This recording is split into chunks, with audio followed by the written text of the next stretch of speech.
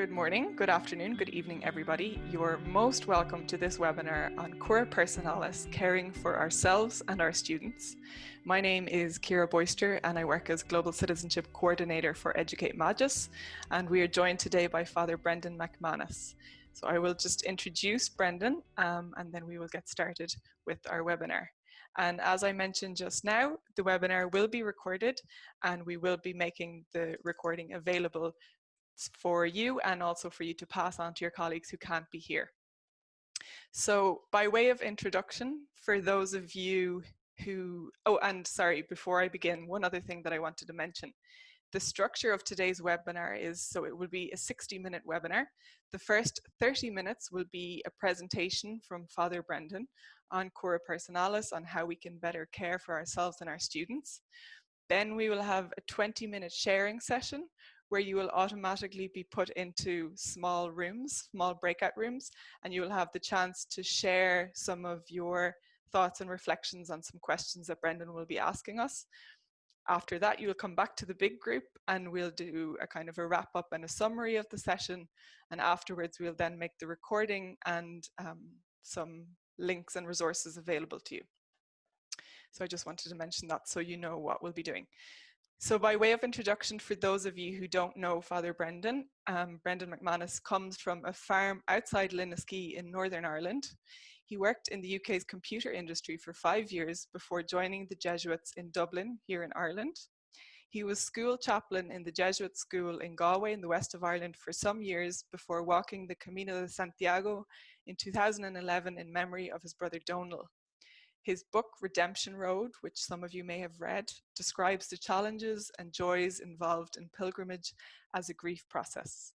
He also currently works as a spiritual director and retreat giver in Belfast in Northern Ireland, and is spirituality delegate for the Irish Jesuit, and regularly writes articles on Ignatian spirituality, some of which you may have seen on Educate Magis. So Brendan, if you could maybe tell us a little bit about your background working in schools. Sure. Thank you, Cura, and thanks to everybody for tuning in here. It's a real privilege to be here. So I worked as part of my Jesuit training. You know, we have this time of work experience. So I was in Belvedere College. There's somebody from Belvedere here today, obviously, maybe one or two. So I was there as a teacher and teaching religion and English, philosophy, coaching the soccer team, one of my great passions, you know.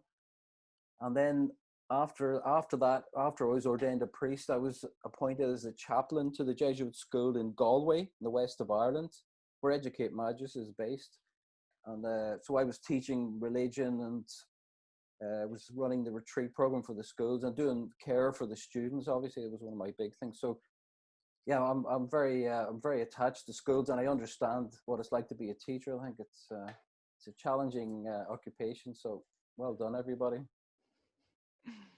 Thank you so much, Brendan.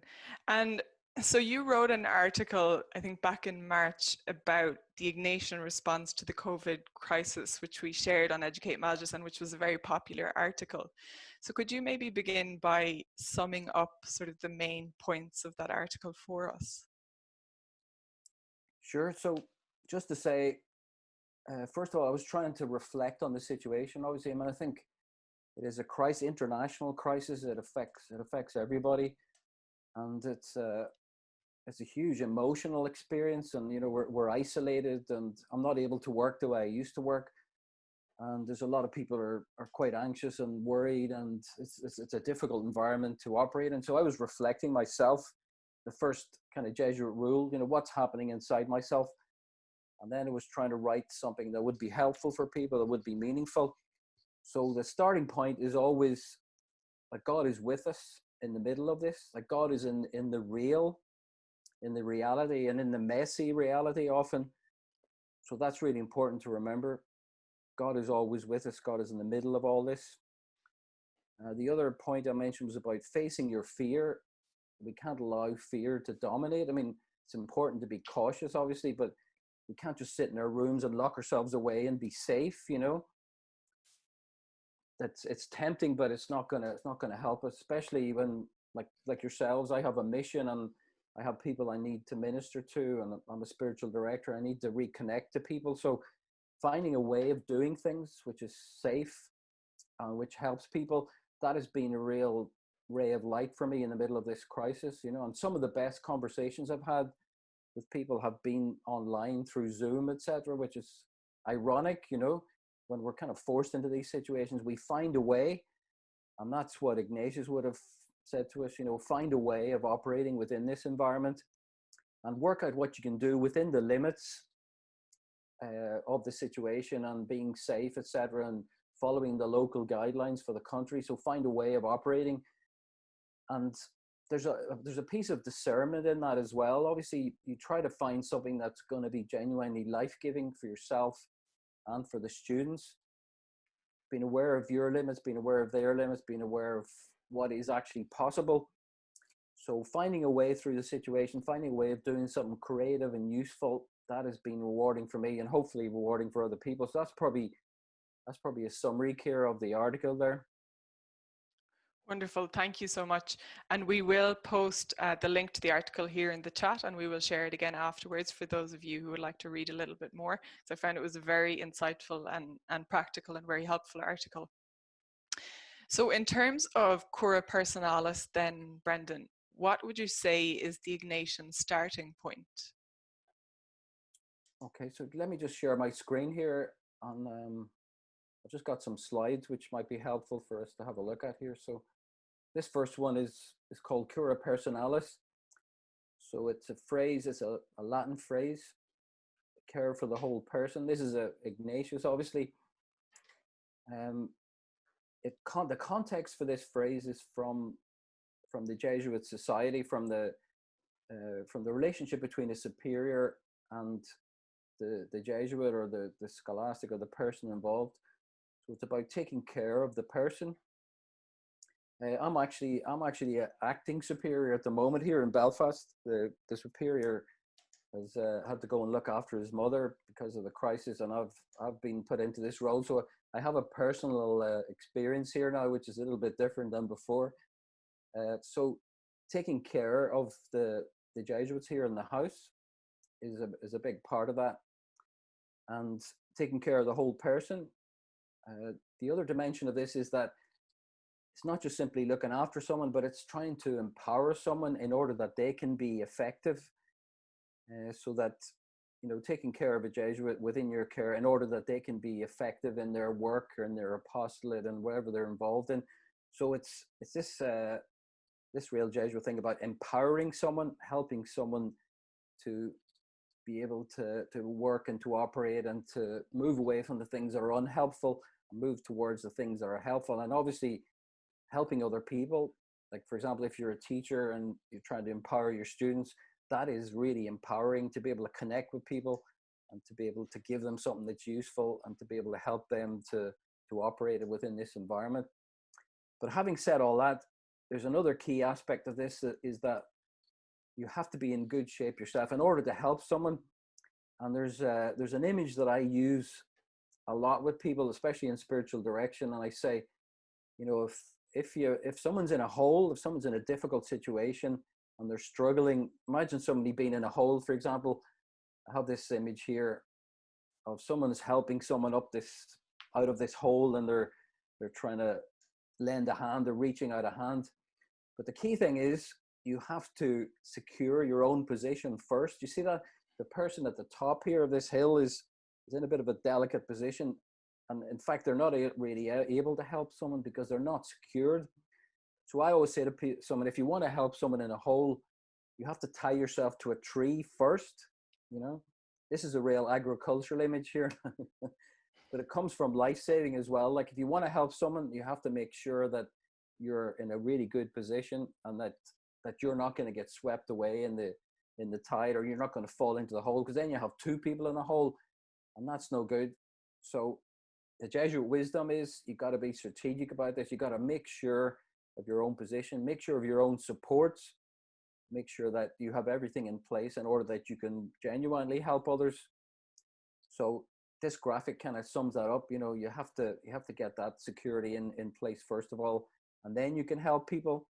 So I'd be saying to people here today and teachers, make sure of your own position, make sure of your own support, make sure that you are well secured in order to be able to genuinely help someone.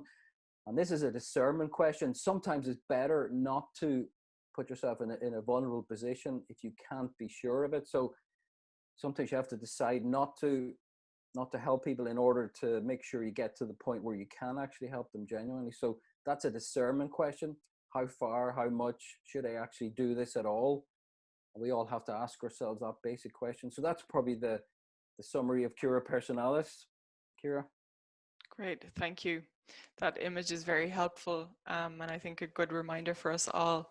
And Brendan, I think you wrote an article about this too, helping someone out of a hole. So Yeah. we'll also post a link for that article for those of you who'd like to read a little bit more about it, and even just to have as a resource to go back to. And Brendan, you mentioned, that we need to make sure that we ourselves are okay and that we have supports. So could you tell us maybe what kind of supports would be helpful in those situations? Sure. So some of the classic Ignatian supports, obviously for a person, I always have an image of like an oil platform in the sea, in the North Sea, for example. We have a lot of oil platforms there, and then each platform is only as stable as the columns that you can sink down into the seabed. So we need to make sure those supports are really solid. So obviously the starting point is always the connection to myself and the connection to God. So some kind of meditation practice, some kind of awareness, some kind of prayer is a really important thing. I always use the image of a mobile phone for prayer being charged. That it's a really slow process and there's not much excitement about it, but it is crucial to the operation of the phone. You need to put in practice. You need to put yourself in contact with God. You need to have this silence. You need to have a place you can go and some kind of practice, some kind of prayer, maybe some scripture, whatever it is, whatever works is the other Ignatian practice. Obviously, in terms of Ignatian spirituality, then the examen is a very important technique. In terms of reflection, so reflecting on experience, I have a little slide here, which for me captures the examen. So it's this image of it's like a car going forward, and you see the motion at the side of the road there. It's going so fast that it's all blurred and you can't quite see properly. So if you look in the rear view mirror, for example, everything is in perfect focus, so you can see more clearly looking back. So basically we need to create these spaces where we can see clearly, where we can stop, take a pause and look back and reflect on experience and see what's actually working, what's not working, make good decisions. And that's the essence of the examen. Just take time out, create a bit of a pause for yourself, and don't be just rushing ahead and don't be just doing loads of things. We need to reflect, we need to evaluate, we need to see, is this genuinely good? Not just doing things for the sake of doing them. So obviously I'd recommend that really strongly. Then having some kind of spiritual direction is one of the big things. I would have that myself, or some kind of counseling, especially during this really tough time. Don't be afraid to ask for help. And sometimes, asking for help, it's a difficult thing and it asks a lot of us. But the greatest wisdom, I always say to people, is knowing when to ask for help. Don't leave it until things have got out of control. Be creative, be bold, be courageous, and just ask for what you need. And the Ignatian thing would be, ask directly for what you need, and don't mess about, and don't kind of half do things, but really put solid structures in place. And that'll really help you. So obviously having a good friend or a support group is really key. I'm in a support group with other Jesuits. We talk by Zoom every week. Again, support takes a lot of forms. Often it's being able to express things are going on inside of us. The other thing would be to even having a journal, having a personal diary where you record things. This is a very Ignatian approach. Anything that puts the situation or the feelings outside yourself is going to help you. So being able to tell someone, being able to write it down, being able to express it, being able to pray with it. But most important, I would say, is don't be afraid to ask for help, especially during this time of crisis. deliberately reach out, ask for help, and do not apologize, and do not feel bad about it, because everybody has to ask for help at different times. And if you want to have a good structure and good support, then you need to go and get that and do that. So that'd be my summary of that. Great, thank you. And speaking of pausing and reflecting, maybe now would be a good time to just pause for a moment. I think you've all probably come from busy days, busy weeks, or you're heading into a busy day. So maybe we could just take a moment to think about how we're feeling. And if you'd like to share one word, even in the chat, of how you're feeling at this moment. Brendan, I don't know if you'd like to add anything to that. Yeah, I think one of the key Ignatian things is to know what's going on inside myself, to be aware of what I'm feeling. This aspect of feelings or affectivity is really important in the Ignatian world. Sometimes people get too carried away with the feelings, and it's not about letting them dictate, but it's about simply being aware. Being aware is a huge thing. Knowing what's going on inside myself and being able to name it, been able to get a bit of perspective on it, means that I can work with that. I can get help for that. I can talk about that.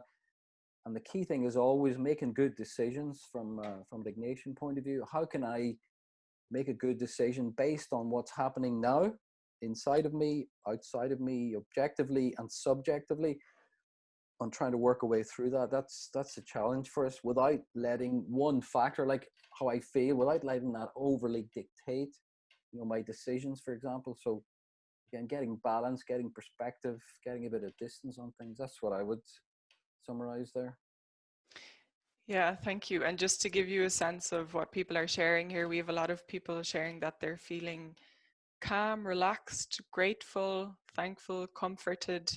A lot of people saying they're tired, feeling blessed, feeling spiritual, refreshed, expectant, hopeful, still, peaceful, interested, feeling challenged, feeling run down, feeling enlightened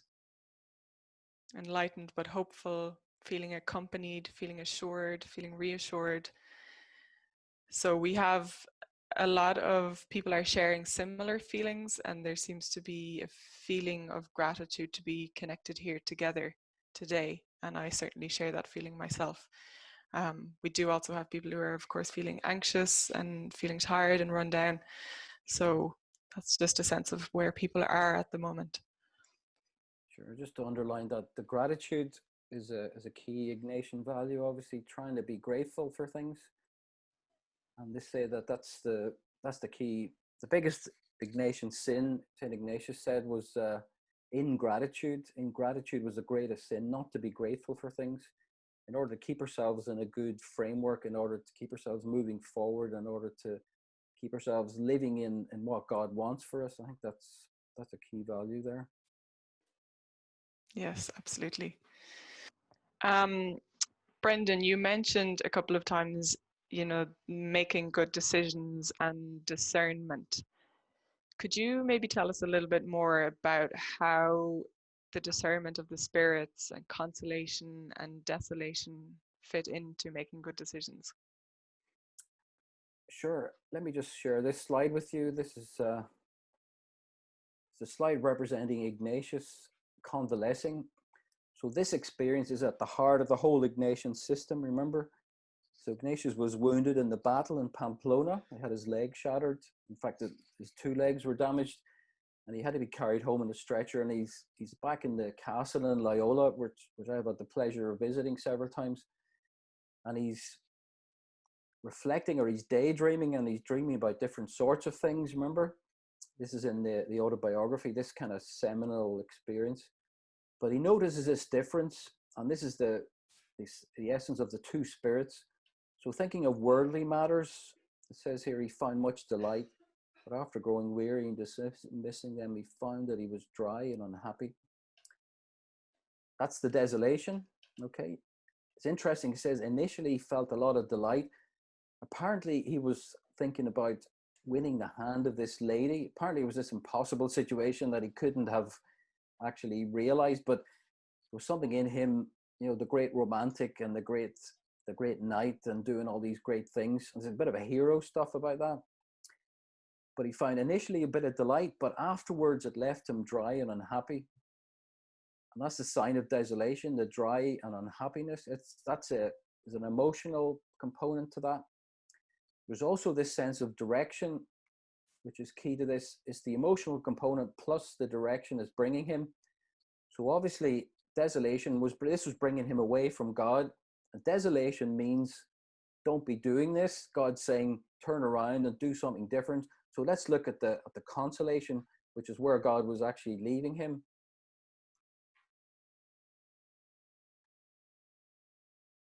So this is consolation. When he thought of imitating the saints, he not only found consolation, but even afterwards he remained happy and joyful. So that's interesting. It's an opposite emotion, the happy and the joyful versus the sad and uneasy. But also there's a very clear direction here. God is taking him away from his previous life, which was chivalry, knighthood, being a soldier, etc. And it was quite self-centered and a lot of hero stuff in it.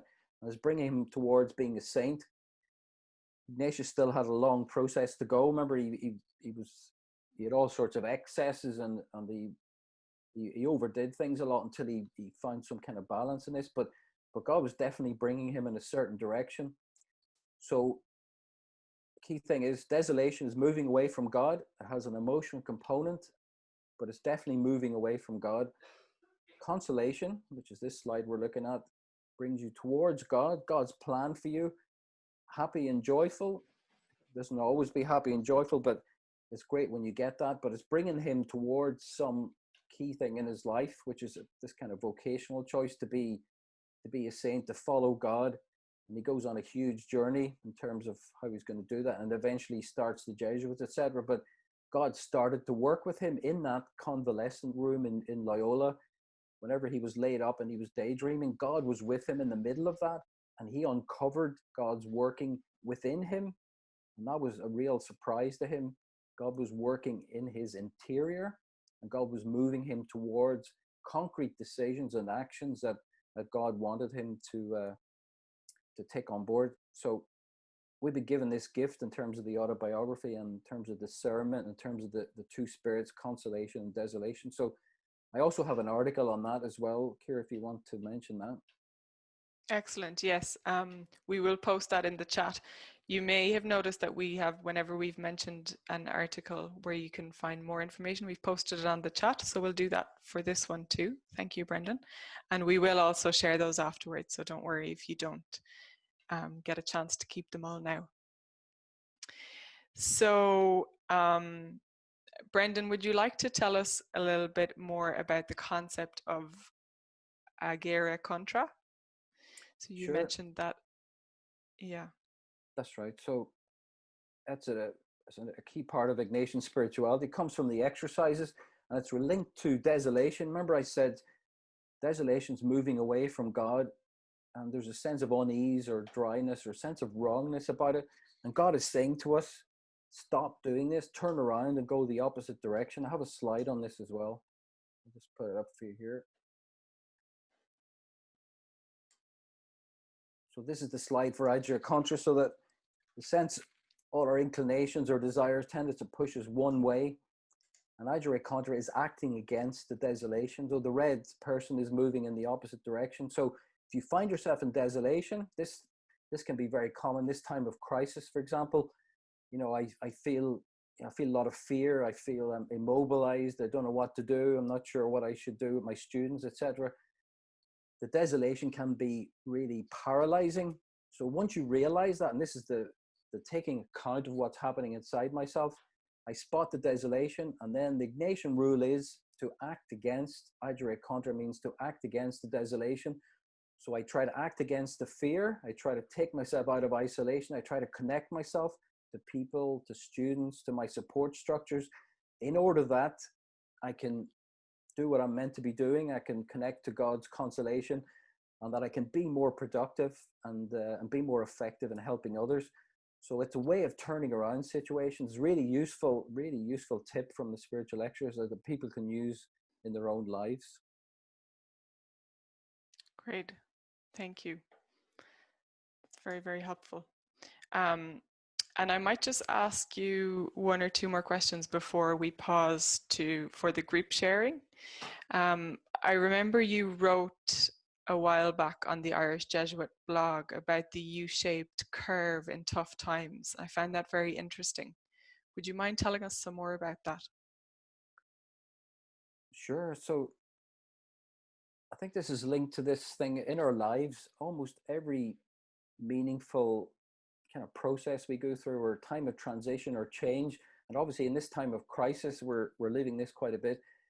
The process of change is like a U-shaped curve, and it's counterintuitive. You know, you expect things to get better, you expect us to be on a kind of curve that gets better all the time, but the way the spiritual life works, normally it's a U-shaped curve. Normally we start off really well, and things go really well, and then things get more difficult, and we find ourselves in a really tough spot and trying to find a way through that.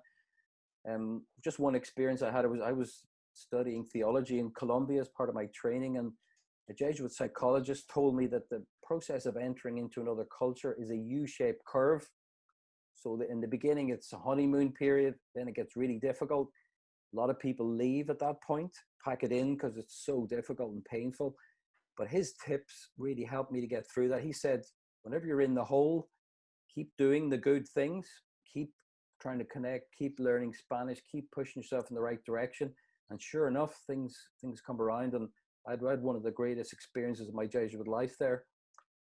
But it's linked also to the experience of the cross, which is the key thing in Christianity and in the Christian life. This is my slide for that. So the cross for Christ obviously is this experience of the U-shaped curve. Starts off with Palm Sunday, the celebrations, goes through the crucifixion, through the tomb, the death, and then the resurrection comes after that. But not before. There's no shortcut. You have to go through the experience of the cross and the desolation. Jesus in the Garden of Gethsemane, Jesus on the cross, he says those words, shocking words, why have you forsaken me? So realizing that Christ has been through this, the humanity of Christ comes across, and we go through that ourselves. Realizing it's a U-shaped process really helps, because then you understand what you have to do whenever things get tough, and whenever it seems no way out, that there always is a way through. We have to do what Jesus does, remember, to be faithful, to keep ourselves orientated in the right direction, even when it doesn't feel great, even when you don't have really positive feelings, to keep on track and keep praying and keep doing those good things, keep reflecting, keep to your decisions, those key decisions you've already made, which are really good decisions. Don't unwind those decisions, would be another key Jesuit hint. So keep yourself on track, keep moving through, and eventually you will come through. Sometimes it takes a day to do that, sometimes a month, sometimes a year. So I propose that if you find yourself in that situation, remember it's a U-shaped curve. Remember things get tough before they get better. And remember that the greatest transformations happen in the darkness just before the dawn. Excellent reminder and very nice visual graphic. Thank you. I think that's maybe particularly helpful for a lot of us at the moment. And maybe I'll just ask you one other question, Brendan, before we move into the sharing groups. Sure. What do you think? So you mentioned that St. Ignatius went through some very difficult times also. What do you think he would say to us about mental health? Sure. I think that's a key question. And it's something that I'm very interested in myself, and having been through a number of issues, but my brother especially, who was suffering some severe depression. So some of the things I learned about, paying attention, keeping in balance, I think is a key Ignatian thing. Just because things start to go wrong, you don't feel great, then don't let other things drift. So for example, diet and exercise and support and connection to others and your work, etc. You got to keep those things going, keep the good things going, and don't let the the emotions dictate. This is one of the big things. You know, we feel certain things, and feelings can be useful and are a gift from God, but sometimes they can really disempower us and can really throw us off our game. So we need to keep focused on the direction of travel, keep moving in the right direction. Sometimes it doesn't feel great. Sometimes you have to keep doing just the routine, and the practices and the habits that you develop are often more important than the actual feelings at the time. So asking for help, remember I said that earlier, don't be afraid to ask for help. Be compassionate with yourself. Understand you're going through a difficult time. Understand it's a U curve, and keep focused on doing the good things that have worked for you in the past. Remember, this is the reflection element of it. Keep looking back to see what's working.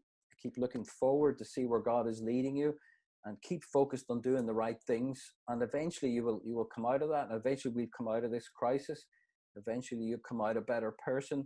Eventually we'll have learned some great things for ourselves, learned the way that God works, learned our limits sometimes, and also learned our real gifts in different situations.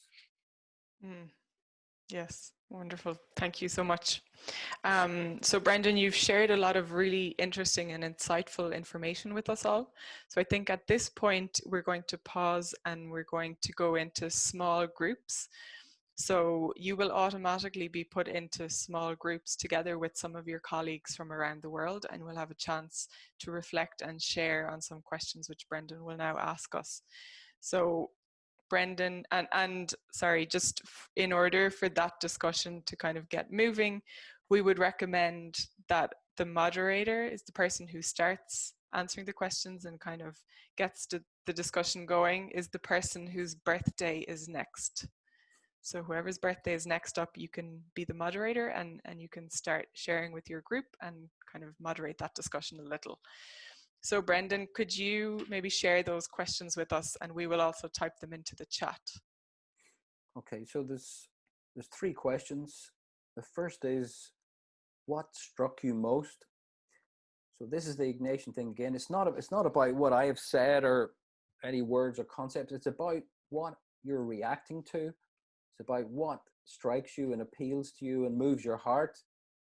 That's the way God is working with you. So that's the first question. What struck you most? The second question is, what does this mean for your work or for your life? So what struck you most? What does this mean for your work or life? Like, what's the significance of what struck you? How is God speaking to you through this? What's the invitation? And then finally, third question, what's one decision or practical step that you could take? So this is the Ignatian thing about the decisions, making it concrete and making it real and moving on this. So those are the 3 questions. Great, thank you so much. So we'll now have about 20 minutes in a small group to share, and we will send a message to the groups when that time is up, and then you will be automatically brought back to this big group, and then we will summarize this session and close it up. We hope that you enjoyed this experience of firstly listening to Father Brendan's wisdom, insights on Ignatian spirituality, on Cura Personalis, and on how we can care better for ourselves and therefore also for our students and our colleagues. And yeah, we hope that you also enjoyed sharing your own thoughts, concerns, challenges, experiences on these topics. So Father Brendan, maybe would you like to wrap up this session now that we have everybody back from the small groups? Sure. So thank you, Cura, and it's good to hear that the groups, it was good sharing there, and hopefully then people are starting to work with that sense of where God is in my life in this crisis and what I need to do. And this is all about discernment, obviously. What is God saying to me? And what do I need to do to be closer to God, to be able to be more fruitful or productive? And sometimes it's not about doing the great things or the heroic stuff, remember? Sometimes it's simple stuff. Sometimes it's about getting balance in my own life. First, I'll be very strong about that, obviously, to make sure that I've covered all the bases, make sure that I have everything working in the right direction, and to be aware of perfectionism and extreme options are often not from God, even though they can seem good. one of the greatest kind of Ignatian traps is that things that seem good can often bring us to a bad place. So trying to be, to be careful about how I make decisions, to be careful about tendencies I might have to overdo things, for example, in order to do the right thing and to do the good thing and to do the thing that God genuinely wants. So that sense of being aware of myself, sometimes being aware of my own weaknesses as well, can be really helpful in order to work with that, to be realistic. But I think most of all, it would be about to be gentle and to be compassionate with yourselves, just as God is compassionate with us, I think. And that, ultimately, God has given us this life and this vocation and the ability to teach, etc. So to try to make good use of that within the limits of this crisis where we find ourselves, and trusting that God's in everything, trusting that, God's in my students, God's in the world, God's working within this situation, and that I can find God by tuning in to myself, to the reality, to the movements of the Spirit, so that consolation and desolation that we mentioned, and trying to remain balanced, try to remain focused, and try to keep myself going in the right direction. That'd be my summary for what it's worth. Great. Thank you so much, Brendan. And do you have any kind of final message for teachers and for people working in schools at this time? Anything final you'd like to share? Sure. So just simply the ability to be aware of what's happening inside myself, aware of feelings especially. Then the ability to reflect, remember the examine, the ability to look back. Then the ability to look forward, which is equally important, to discern where God is calling me and to make good decisions in terms of going forward. What would be a genuinely good thing to do? To have the right supports in place, to be able to ask for help when I need that, and to be able to thrive within the situation where I find myself, and to do what is reasonable, not to overstretch myself, and to do what God wants, and to feel some of that consolation that comes from God. I think that's a great thing, and the joy that comes from that is what I would wish for everyone. So thank you for having me here today. Wonderful. Well, thank you so much, Father Brendan, for your time and your insight and your knowledge and experience. It's been very enlightening, and I can see there's a lot of messages coming through in the chat. I can't read them all, but there's a lot of messages of gratitude for you, for sharing, and also for the experience of sharing with the smaller groups and with your colleagues in other parts of the world. That seems to have been a very positive experience for most of you. Somebody is saying they really appreciated the image of the U-shaped curve, and yeah, everybody is saying thank you so much for this, that they've learned a lot, and it was a really wonderful experience and very inspiring and very thought-provoking. And so on behalf of Educate Magis, on behalf of the global community of Jesuit schools, thank you so much, Father Brendan. Thank you, all of you, for participating. It's been really wonderful to have you here, to have the opportunity to unite as a global community and to talk about this very important topic. And we hope to continue this conversation. We will share the recording of this session with you. We'll also share an article with some of the points and links that Father Brendan mentioned. And then we will share a space to continue this conversation over the coming weeks, so that also those of our colleagues who couldn't join today can be part of that conversation and can share their concerns, their challenges, what's working, what's helpful. So we will continue this. So thank you all so much. Have a wonderful day, a wonderful evening, and we will see you again. Thanks, everybody. Bye-bye.